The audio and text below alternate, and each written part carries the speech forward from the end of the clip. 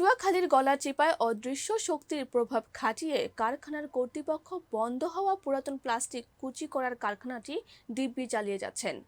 স্থানীয়দের দাবি এড়াতে চলতে থাকলে তারা বড় কোনো মরণ ব্যাধিতে আক্রান্ত হয়ে মারা যাবে, অথবা তাদের কষ্টে অর্জিত ভিটা ছেড়ে অন্যত্র চলে যেতে হবে। তাই বর্তমান সরকার সহ ঊর্ধ্বতন কর্তৃপক্ষের সুদৃষ্টি কামনা করছেন। পটুয়াখালী থেকে মোহাম্মদ আহসানের পাঠানো তথ্য ও চিত্রের ডেস্ক রিপোর্ট। গলাচিপার উপজেলার নির্বাহী অফিসারের আদেশ অমান্য করে বর্তমানে পুরাতন প্লাস্টিক কুচি করার কারখানাটি চালু করা হয়েছে। কর্তৃপক্ষ মোহাম্মদ আলামিন কাউকে তোয়াক্কা না করে কারখানাটিতে অস্বাস্থ্যকর পরিবেশে পুরাতন প্লাস্টিক কুচি করেছেন, যার বিকট শব্দে এলাকার অনেকেই কানে না শোনার সমস্যায় ভুগছেন। রাতে কোমলমতি শিক্ষার্থীরা পড়ালেখায় মনোযোগ দিতে পারছেন না। অস্বাস্থ্যকর নোংরা পুরাতন প্লাস্টিকগুলো পরিষ্কার করা বজ্র ড্রেনের মাধ্যমে ফেলা হচ্ছে কৃষি জমি সহ আশেপাশের জলাশয়ে। এতে করে ফসলের ক্ষতি সহ খালের পানি দূষিত হচ্ছে। রান্না ও গোসল সহ বিভিন্ন কাজে এই খালের পানি ব্যবহার করছেন স্থানীয়রা, যার ফলে ডায়রিয়া, পানিবাহিত রোগ সহ জটিল রোগে আক্রান্ত হচ্ছেন তারা। কারখানার বজ্র জমে সৃষ্টি হচ্ছে মশা মাছি। এখানে শেষ নয়, বোতলে আবৃত পলির মড়কগুলো খোলা স্থানে পড়ছেন কারখানা কর্তৃপক্ষ। এই ধোঁয়া বাতাসে মিশে শ্বাসকষ্ট সহ ক্যান্সারের মতো মরণ ব্যাধিতে আক্রান্ত হওয়ার আশঙ্কা করছেন স্থানীয়রা। পরিচালক মোহাম্মদ আল আমিন কারখানায় উপস্থিত না থাকায় মুঠোফোনে যোগাযোগ করলে তিনি এই বিষয়ে কথা বলতে অস্বীকৃত জানান। গলাচিপার ডাকুয়া ইউনিয়নের ৩ নং ওয়ার্ডে বড় চত্রা গ্রামের ভাঙা পুলের পূর্ব পাশে পুরাতন প্লাস্টিক কুচি করার এই কারখানাটির অবস্থান। কারখানায় প্লাস্টিকের যাবতীয় পুরাতন মালামাল মেশিন দিয়ে কুচি করা হয়, তাই কারখানাটি বন্ধের দাবি জানিয়েছেন এলাকাবাসী। স্যার, এই মেশিন চালাই আমরা শব্দে কিচ্ছু শুনি না।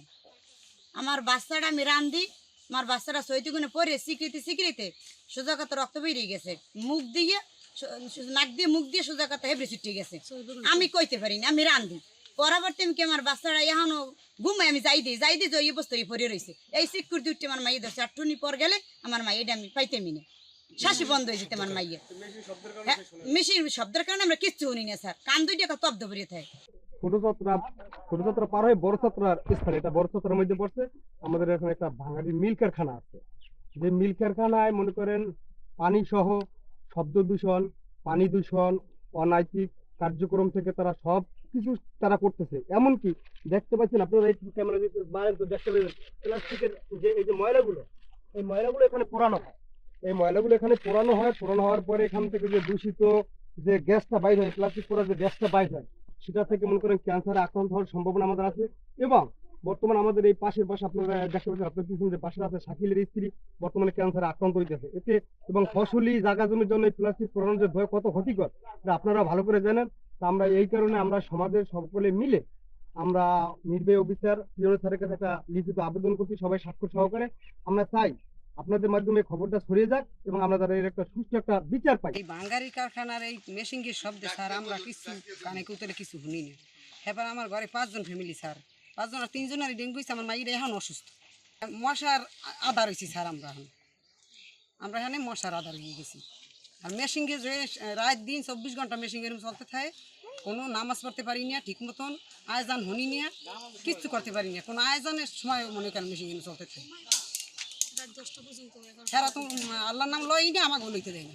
টয়লেট আছে এই লাইনের লাগে, ময়লার লাইনের লাগে 3টা। এই জায়গায় এই লাইন দেওয়া, এখানে মনে করেন আগুন লাগাই এইবার ওই কাগজ করে, এই কাগজে মনে করেন এত দুর্গন্ধ আসে, চতুর্দিক ছড়াইয়া কাল অন্ধকার হইয়া যায়। তবু আমরা তাকে বলি যে আপনারা এই কাগজগুলো দিকে পুজেন না। না, হেরা বলে এই যোগ্য করবো এরকম করতে করতে রাত 12টা 1টা সময় করে এই আর গ্যাসে আমার স্ত্রীর মনে করেন বুকের সমস্যা হইয়া এইবার আমি বরিশাল লইয়ে গেছি। বরিশাল ডাক্তার দেখিয়েছি 2 বার, তারপরও আমার স্ত্রী এখনো সুস্থ না, আর পেটের মধ্যে এখনো সমস্যা। যে আমাদের এই পাশে একটা ভাঙ্গারি দোকান আছে, এই দোকানের যত ময়লা আবর্জনা এবং পুরনো মালামাল ভাঙানো হয়, সিরিজ, আমাদের ক্যান্সারের সিরিজ ব্লাড থাকে সিরিজের ভিতরে, এগুলো ভাঙানো হয়। আর এই হচ্ছে ময়লা আবর্জনা, এই আবর্জনাগুলো এই লাইন থেকে ফেলানো হয়, ওখান থেকে পুড়ে ওভার হইয়ে তারপরে খালে পড়ে। এই খালের পানি এই 2 পারের মানুষ সবাই ব্যবহার করে, রান্না বান্নায় ব্যবহার করে, এমনকি গোসলা দিতেও ব্যবহার করে। আর এই ব্যবহার করে অনেকে পেটে অসুখ হয়েছে। এরা আওয়ামী লীগের আমলে, ফেসিলিটি সরকারের আমলে অনেক নেতাকর্মীকে ব্যবহার করে তারপরে এই মিলটা তারা চালাইছে অবৈধভাবে।